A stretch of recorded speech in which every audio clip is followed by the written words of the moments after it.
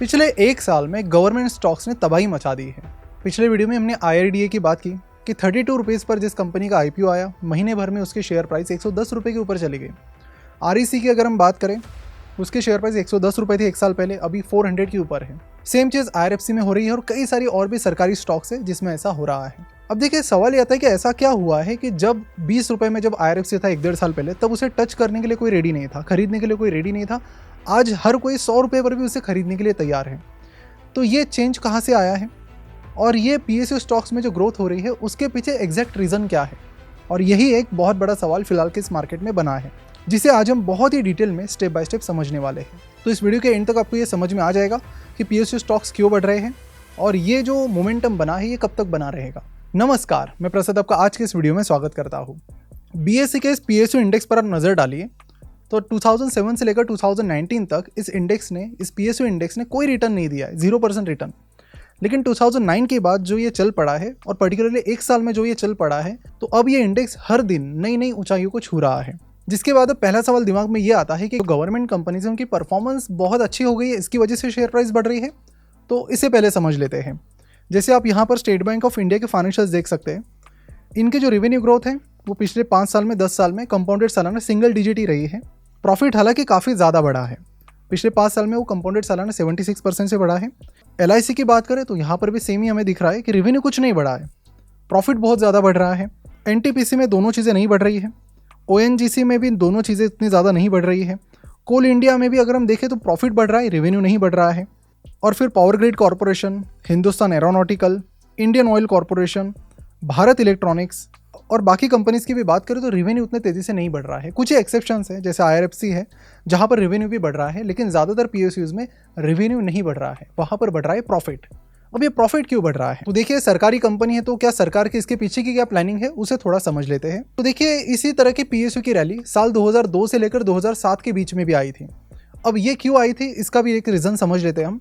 तो देखिए, उस दौरान हुआ ये कि 1999 के बजट में ये अनाउंस किया गया कि अब हम डाइवेस्टमेंट पर फोकस करेंगे, यानी जो सरकारी कंपनीज हैं उनके IPOs लाएंगे या उसका जो स्टेक है हम बेचना शुरू करेंगे और ये भी कोशिश करेंगे कि जो सरकारी कंपनीज है वो ज़्यादा प्रॉफिटेबल हो। अब स्पेशली इस चीज़ के लिए उस टाइम गवर्नमेंट ने एक डिपार्टमेंट की स्थापना की जिसका नाम था डिपार्टमेंट ऑफ डिसइन्वेस्टमेंट, जिसका काम ये था कि सरकारी कंपनीज में जो पार्शियल स्टेक है वो हम कैसे बेच सकते हैं और इन्हें ज़्यादा से ज़्यादा हम प्रॉफिटेबल कैसे बना सकते हैं। अब सरकार का PSU पर ये फोकस देखते हुए उस टाइम इन्वेस्टर्स ने इसमें काफ़ी इंटरेस्ट दिखाया, जिसके चलते PSU इंडेक्स तब 2002 से लेकर 2007 के बीच 10 टाइम्स बढ़ गया।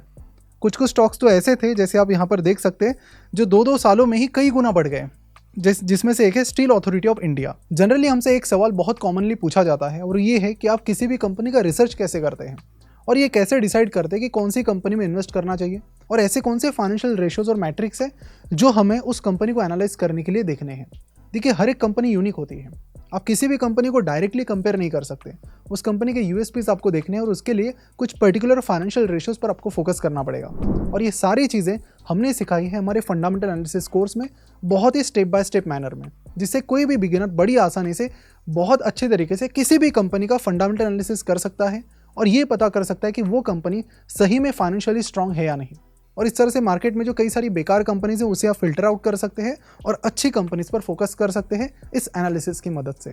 और अभी इस कोर्स पर क्रिसमस ऑफर शुरू हो रही है, जहां पर आपको इस कोर्स पर फ्लैट 700 रुपीज़ का डिस्काउंट मिल रहा है। इस ऑफर के सिर्फ आखिरी 24 घंटे बचे हैं, ऑफर को बिल्कुल भी मिस ना होने दे। इस कोर्स की लिंक आपको नीचे डिस्क्रिप्शन और कमेंट बॉक्स में दी गई है। और आपको बता दूं कि पूरी इंडिया का एक अकेला शेयर मार्केट कोर्स है जहां पर आपको दी जाती है no question asked refund policy 5 दिनों के लिए, और हमारे जो रिफंड रेट है वो लेस देन 1% है। चलिए अब वीडियो में आगे बढ़ते हैं। अब 2019 से अगर हम बात करें तो सेम चीज़ यहाँ पर दिख रही है, जहाँ पर गवर्नमेंट का फोकस है डाइवेस्टमेंट पर, कि ज़्यादा से ज़्यादा जो सरकारी कंपनीज का स्टेक है वो बेचा जाए और उन्हें प्रॉफिटेबल किया जाए। अब इसके लिए अब 2015 के करीब एक mega bad loan clean up initiative लिया गया। ये क्लीन अप इनिशिएटिव RBI के एसेट क्वालिटी रिव्यू के बाद लिया गया था, जहाँ पर फोकस ये था कि जो बैंक से उनके NPS बहुत बढ़ रहे थे। अगर आप उस दौरान IDBI बैंक और बाकी बैंक्स के NPS देखेंगे तो वो 27-28% पर चले गए थे, यानी 100 रुपये का लोन अगर बैंक दे रही है तो उसमें से 27 रुपये वापस आ ही नहीं रहे हैं। अब इस वजह से बैंक्स बहुत प्रॉब्लम में चली गई और फिर पिछले कुछ टाइम से सरकार कोशिशें कर रही है कि IDBI बैंक को बेचा जाए। लेकिन मीनवाइल इन्होंने क्या किया कि स्टेप बाय स्टेप हम बेचेंगे, इसलिए हर बजट में ये एक डाइवेस्टमेंट टारगेट लेकर आ रहे हैं। फाइनेंशियल 2022 में इनका जो टारगेट था डाइवेस्टमेंट का वो 93,000 करोड़ का था, जो ऑलमोस्ट उन्होंने पूरा किया। और इस फाइनेंशियल ईयर का जो टारगेट है वो पूरा करना काफी मुश्किल लग रहा है, वो थोड़ा ज्यादा है और अभी तो कुछ खास कवर नहीं हुआ है। तो डाइवेस्टमेंट तो एक चीज हुई, प्लस इनका दूसरा फोकस ये है कि सरकारी कंपनीज को ज्यादा से ज्यादा प्रॉफिटेबल बनाया जाए, ज्यादा से ज्यादा एफिशिएंट बनाया जाए। इसीलिए उन्होंने इनकी जो बैंक्स है सरकार की और जो NBFC टाइप कंपनीज है उन पर फोकस करना शुरू किया कि बैड लोन हम कैसे ज्यादा से ज्यादा कम करें। तो आप अगर देखेंगे तो IDBI जिसका बैड लोन 27% तक चला गया था, वो उन्होंने 6-7% पर अभी लाया है। सेम चीज आपको बाकी सारी सरकारी बैंक्स में देखने मिलेगी, जिसका अंजाम ये हुआ कि कंपनीज का प्रॉफिट बढ़ने लगा, क्योंकि बैड डेट्स आपके बहुत कम हो रहे हैं और कंपनी ज़्यादा एफिशिएंट भी बन रही है। लेकिन जहाँ तक ग्रोथ की बात है, ग्रोथ उतनी ज़्यादा नहीं हो रही है रेवेन्यू में। अब ये जो ऐसी चीज़ें कुछ टाइम तक अच्छे से चलती है, लेकिन एक बार आपका प्रॉफिट मोस्ट एफिशिएंट लेवल पर आ गया तो उसके बाद अगर रेवेन्यू नहीं बढ़ा तो प्रॉफिट नहीं बढ़ेगा। और ये जो सिचुएशन है मुझे लगता है 2-3 साल में आने वाली है। लेकिन लोग कहीं ना कहीं इसे नहीं देख पा रहे हैं, लोग बस यही देख रहे हैं कि इनका प्रॉफिट बहुत ज़्यादा बढ़ रहा है। और ठीक है, मतलब ये चीज़ भी सही है कि कंपनी के फंडामेंटल्स, मतलब हिस्टोरिकली सरकारी कंपनीज को बहुत कम पी रेशो दिया जाता है, बिकॉज लोग के एक्सपेक्टेशंस ही नहीं है, लोग सोचते नहीं कि सरकारी कंपनीज रिटर्न भी दे पाएगी। लेकिन क्योंकि रिसेंटली ये थोड़ी बहुत एफिशिएंट बन गई है, इन्होंने बैड लोन के जो कैंपेन चलाए उसकी वजह से भी इन्हें फ़ायदा मिला है, तो ये लोगों के लिए थोड़े अनएक्सपेक्टेड चीज़ें थी, जिसका फ़ायदा कंपनी के शेयर प्राइस में हुआ है। लेकिन क्या शेयर प्राइस इतनी ज़्यादा बढ़नी चाहिए थी? तो शायद नहीं। क्यों? क्योंकि कुछ टाइम बाद ये ग्रोथ जो है, जो सडनली आ गई है, ये कम हो जाएगी, क्योंकि रेवेन्यू आपका नहीं बढ़ रहा है और फिर रेवेन्यू पर उनको काम करने की ज़रूरत पड़ेगी, जो अलग चैलेंज है। कैसे उसे टैकल करते देखना इंटरेस्टिंग रहेगा। दूसरा पॉइंट लोगों का इतना ज़्यादा बुलिश होने के पीछे ये है कि करंट जो गवर्नमेंट है NDA की, उनका फोकस हमेशा से डाइवेस्टमेंट पर रहा है, सरकारी कंपनीज में स्टेक बेचना या फिर उन्हें प्रॉफिटेबल बनाना। अब इस वजह से होता यह है कि फिलहाल गवर्नमेंट इस इलेक्शन के बाद, जो 4 स्टेट्स के इलेक्शंस हुए, उसके बाद जब 3 स्टेट्स में BJP आई, तो काफ़ी सारे लोगों को लग रहा है कि शायद सेंटर में NDA फिर से सरकार बनाएगी और फिर से अपना जो फोकस है डाइवेस्टमेंट पर वो जारी रखेगी, जिससे PSUs अगेन फोकस में रहेंगे और अगेन इसकी शेयर प्राइस बढ़ती रहेगी। अब इसके पीछे एक और लॉजिक ये भी है कि देखिए, लास्ट बजट जो होता है इलेक्शन के पहले का, वो हमेशा ज़्यादा टाइम पॉजिटिव ही होता है, तो उसमें भी कुछ ऐसी अनाउंसमेंट्स आ सकती है जो PSUs के फेवर में हो, और इन वजह से लोग देख रहे हैं कि PSUs में और भी पोटेंशियल है और उसमें इन्वेस्ट करते जा रहे हैं। अब देखिए, PSUs के फंडामेंटल्स हिस्टोरिकली जैसे थे उससे बेटर हुए हैं, शेयर प्राइस भी बढ़नी चाहिए थी लेकिन इतनी नहीं। तो अब ये जो शेयर प्राइस बढ़ी है ज़्यादा, काफ़ी सारी PSU स्टॉक्स जो ओवर वैल्यूड हुए हैं, तो क्या हम ये कह सकते हैं कि करेक्शन आने वाला है? तो मुझे ऐसा नहीं लगता है।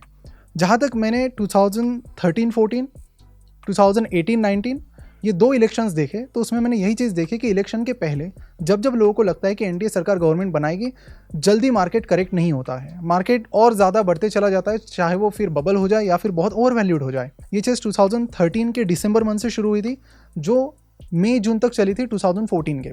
अगर आप शेयर प्राइस ग्राफ देखेंगे उस टाइम कंपनीज के या फिर सेंसेक्स निफ्टी के, तो आपको उससे एक बेटर आइडिया आएगी। तो यहाँ पर भी इलेक्शन से पहले मुझे नहीं लगता कि कोई करेक्शन देखने मिले। तो ये जो भी चीज़ें हैं, ये मतलब अच्छी खासी प्रोबेबिलिटी है कि ये ऐसे ही जाती रहे। तो इन PSU स्टॉक्स में अभी इस लेवल पे करेक्शन मिलना मेरे हिसाब से तो बहुत ज़्यादा मुश्किल है। लेकिन हाँ, मैं आपको बता दूं कि जैसे 2002 to 2007 PSU स्टॉक्स बहुत चले, फिर अगले 12 साल बिल्कुल भी नहीं चले और फिर से चलने लगे हैं।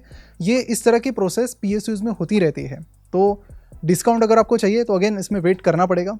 पिछले साल के मिड तक डिस्काउंट्स अवेलेबल थे PSUs में, जो अभी नहीं है।